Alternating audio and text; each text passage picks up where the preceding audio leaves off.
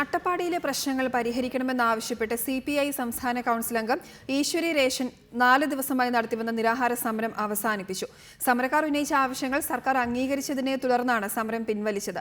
അതേസമയം MP രാജേഷ് നടത്തുന്ന സമരം പിൻവലിക്കുന്നത് സംബന്ധിച്ച് ഇന്ന് രാത്രി ചേരുന്ന CPIM ജില്ലാ സെക്രട്ടേറിയറ്റ് യോഗം തീരുമാനമെടുക്കും.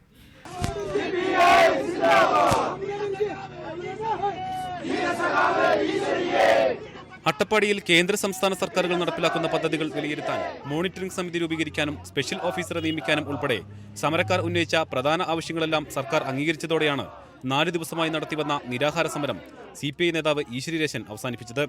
കുഞ്ഞുങ്ങൾ മരിച്ച കുടുംബത്തിന് ധനസഹായം നൽകുന്നത് പിന്നീട് പരിഗണിക്കാമെന്ന് മന്ത്രി KC ജോസഫ് ഉറപ്പു നൽകിയെന്ന് സമരക്കാർ പറഞ്ഞു. സർക്കാർ വാക്കുപാലിച്ചില്ലെങ്കിൽ വീണ്ടും സമരത്തിനിറങ്ങുമെന്ന് ഈശ്വരി രേഷൻ വ്യക്തമാക്കി. ഗവൺമെന്റ് പറഞ്ഞ വാക്കുകൾ ഞങ്ങൾ വിശ്വാസത്തിലെടുത്ത് തൽക്കാലം സമരം പിൻവലിക്കുകയാണ്. ആരോഗ്യനില മോശമായ ഇവരെ പിന്നീട് ആശുപത്രിയിലേക്ക് മാറ്റി. അതേസമയം നിരാഹാരം തുടരുന്ന MP രാജേഷ് സമരം പിൻവലിക്കുന്ന കാര്യം ഇന്ന് രാത്രി ചേരുന്ന ജില്ലാ സെക്രട്ടേറിയറ്റ് യോഗത്തിൽ തീരുമാനിക്കും. റിപ്പോർട്ടർ, പാലക്കാട്.